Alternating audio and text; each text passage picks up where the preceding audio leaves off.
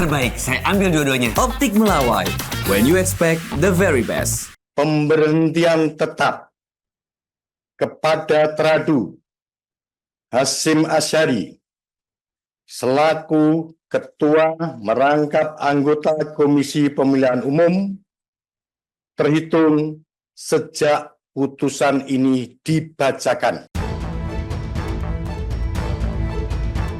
Ketua Komisi Pemilihan Umum Hasyim Asyari resmi dipecat dari jabatannya oleh Dewan Kehormatan Penyelenggara Pemilu DKPP pada Rabu 3 Juli 2024. Hasyim terbukti melakukan pelanggaran kode etik penyelenggara pemilu KEPP berupa tindak asusila terhadap seorang perempuan anggota Panitia Pemilihan Luar Negeri PPLN Den Haag Belanda. KPU kemudian menggelar rapat pleno tertutup untuk menunjuk Afifuddin sebagai PLT Ketua KPU menggantikan Hasyim Asyari. Sementara itu, untuk memastikan tahapan Pilkada 2024 tidak ada yang terganggu, Komisi Pemilihan Umum menentukan agenda prioritas. KPU memastikan tahapan Pilkada telah dirancang secara efisien dan efektif, baik secara anggaran maupun hal lain terhadap dukungan penyelenggaraan. Tak hanya itu, tahapan Pilkada juga mempertimbangkan memberikan waktu yang cukup untuk konsolidasi partai politik dalam proses pencalonan Pilkada. KPU menegaskan berbagai persiapan tak terganggu dari sisi keorganisasian dengan terus menguatkan konsolidasi internal di KPU. Tak hanya itu, terkait pemutakhiran data pemilih berkelanjutan KPU telah melakukan hal tersebut secara rutin setiap 6 bulan sekali.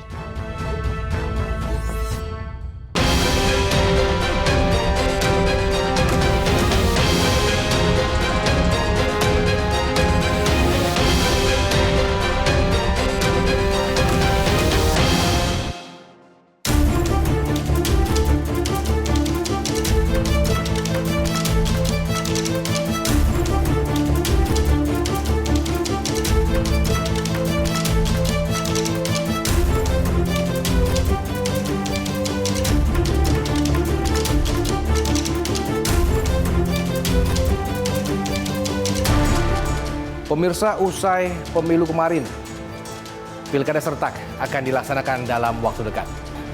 Masyarakat Indonesia pun bersiap untuk memilih pemimpin daerah yang terbaik untuk daerahnya masing-masing. Berkaca dari kendala yang dihadapi di pemilu kemarin, KPU pun bersiap dan berbenah mempersiapkan pesta demokrasi 5 tahunan di seluruh wilayah di Indonesia. One on One kali ini akan membahasnya dengan Ketua KPU RI, Muhammad Afifuddin, bersama saya, Samuel Purba.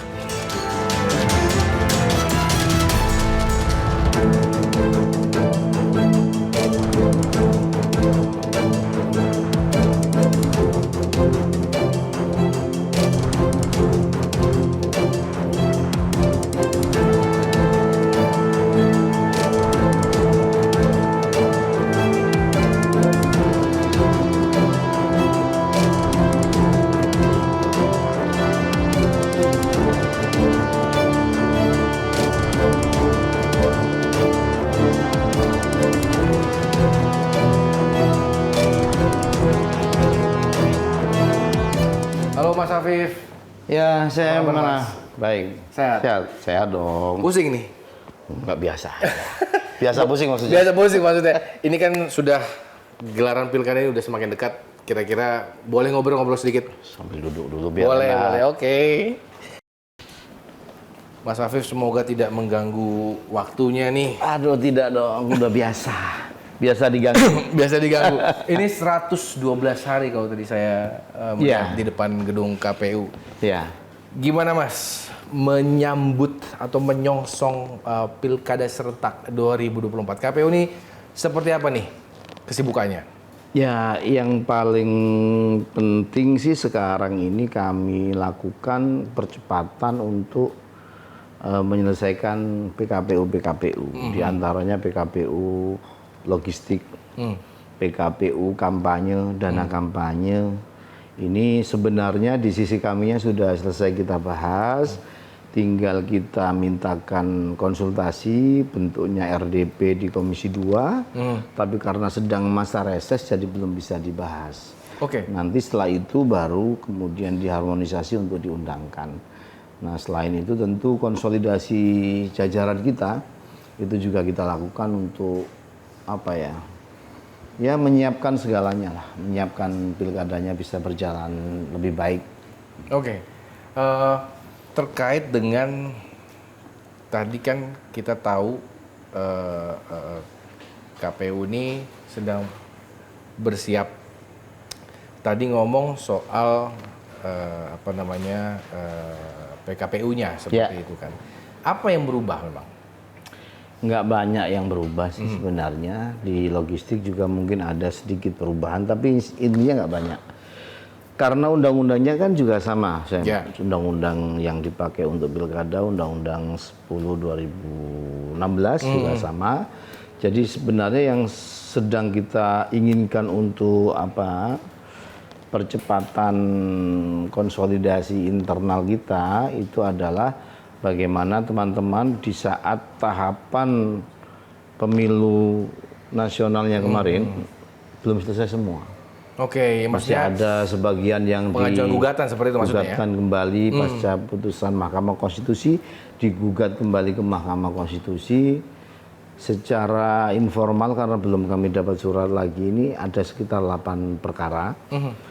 Artinya teman-teman ini kan sedang belum selesai semua urusan pemilunya. Sudah pada saat yang bersamaan harus menyiapkan tahapan pilkadanya. Jadi ini sebenarnya terpengaruhnya secara SDM kah seperti itu, Mas Afif?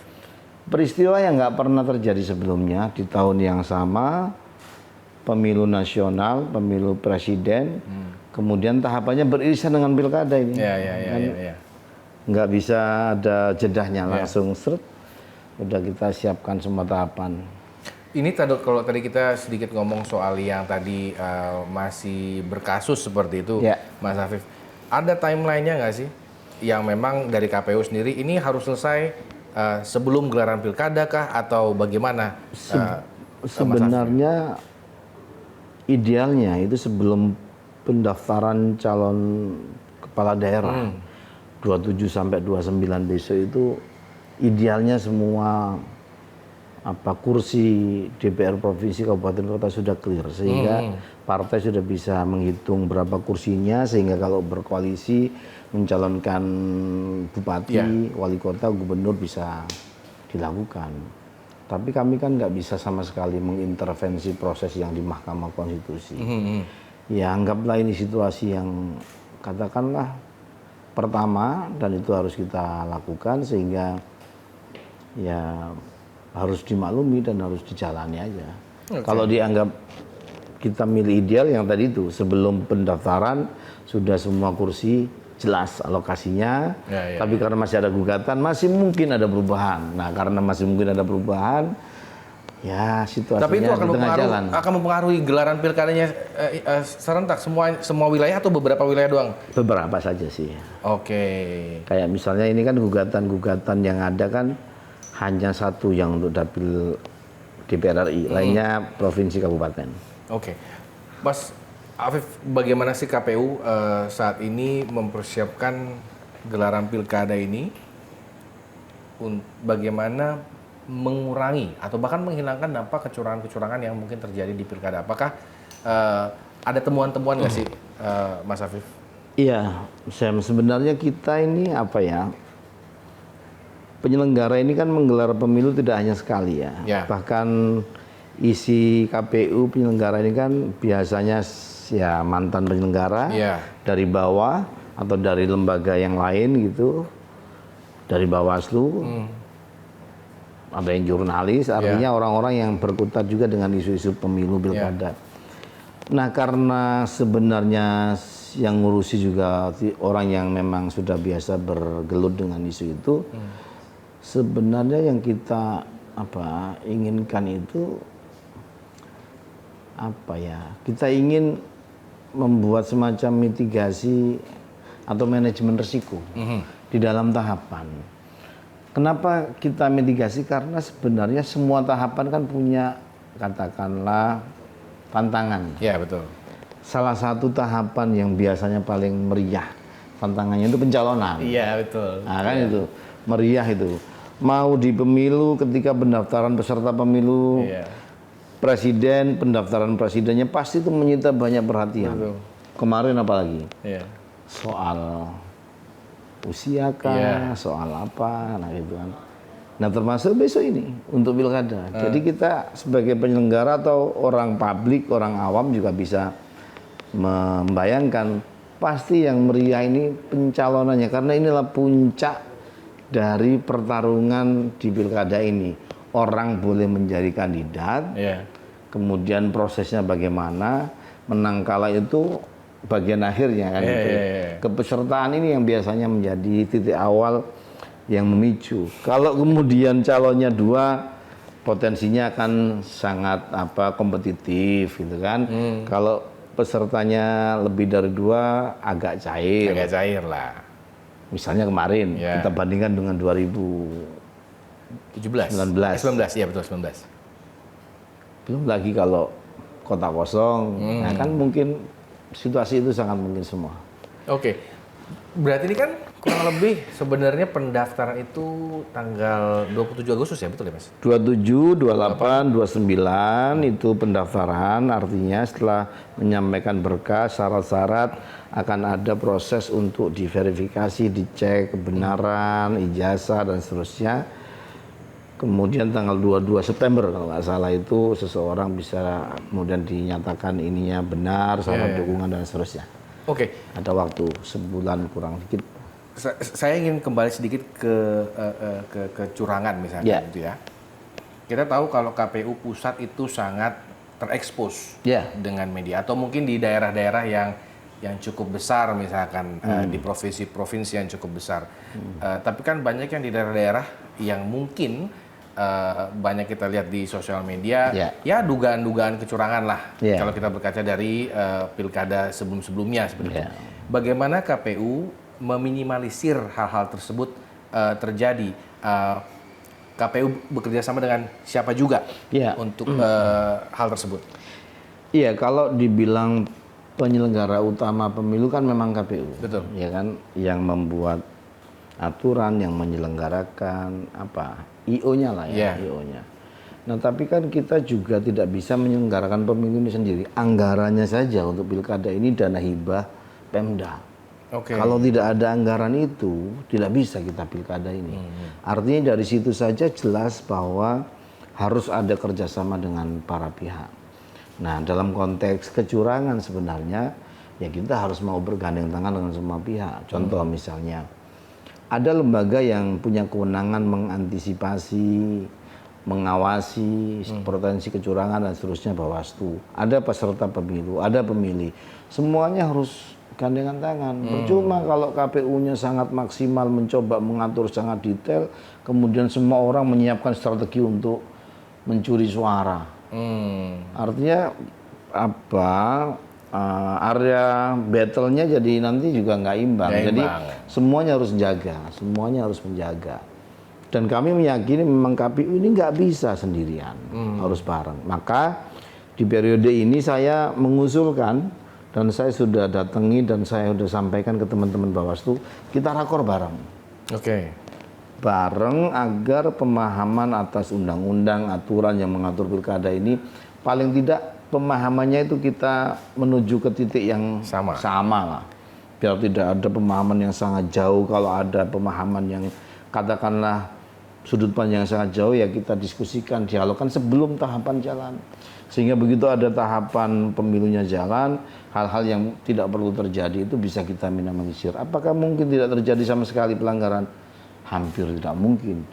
Ini pertarungan orang mencari posisi penting, nggak mungkin juga. Tapi kita minimalisir, kita antisipasi.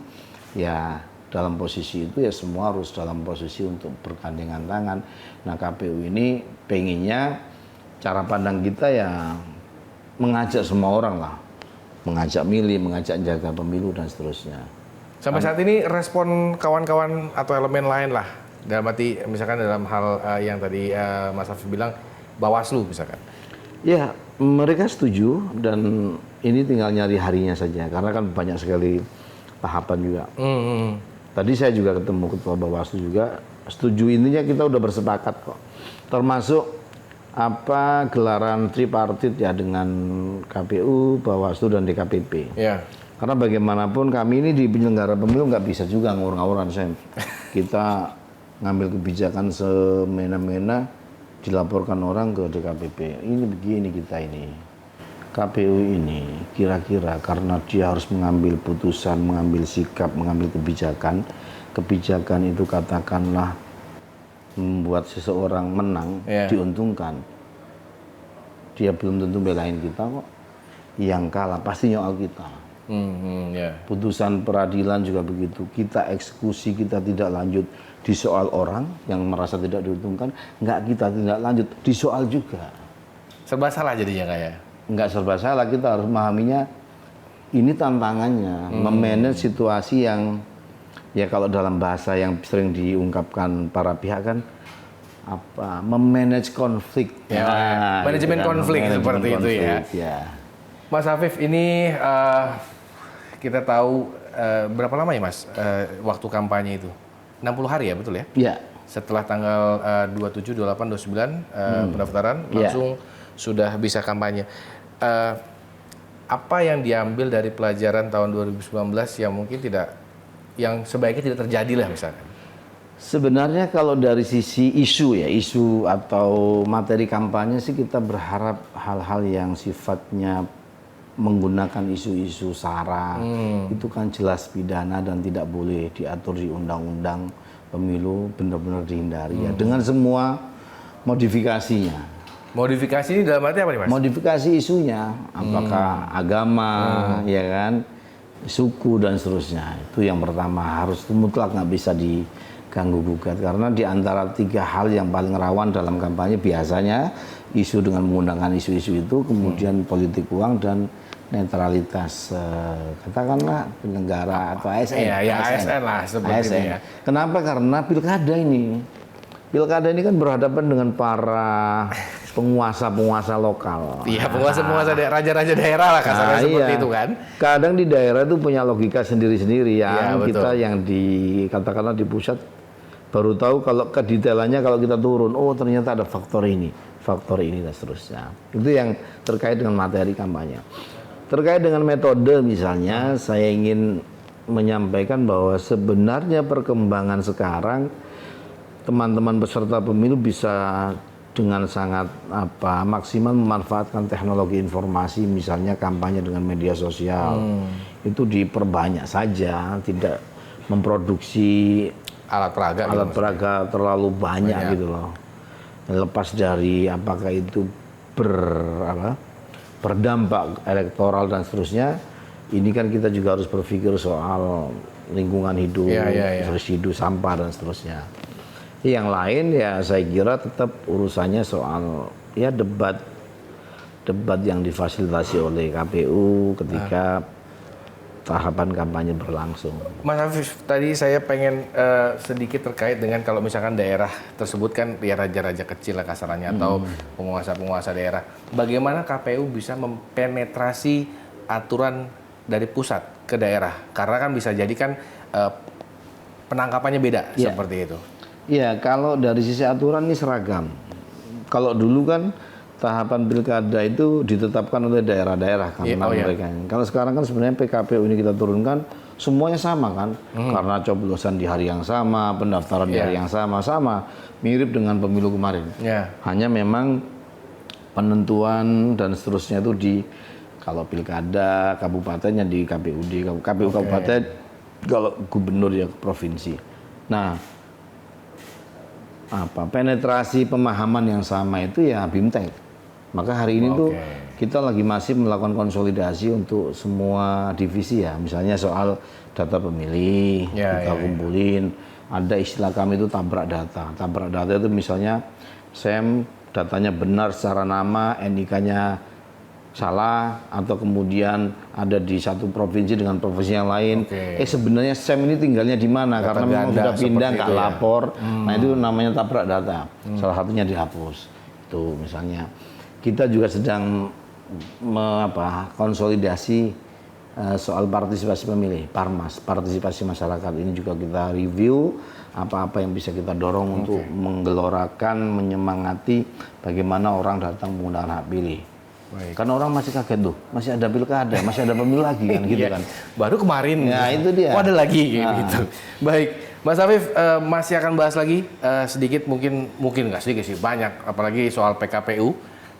Sekarang boleh nggak sih Mas Afif saya lihat kantor KPU sendiri? Boleh. Boleh. Baik. Pemirsa tahan dulu, kami masih akan kembali usai jeda. Tetaplah bersama kami di One on One. Terbaik, saya ambil dua-duanya. Optik Melawai. When you expect the very best.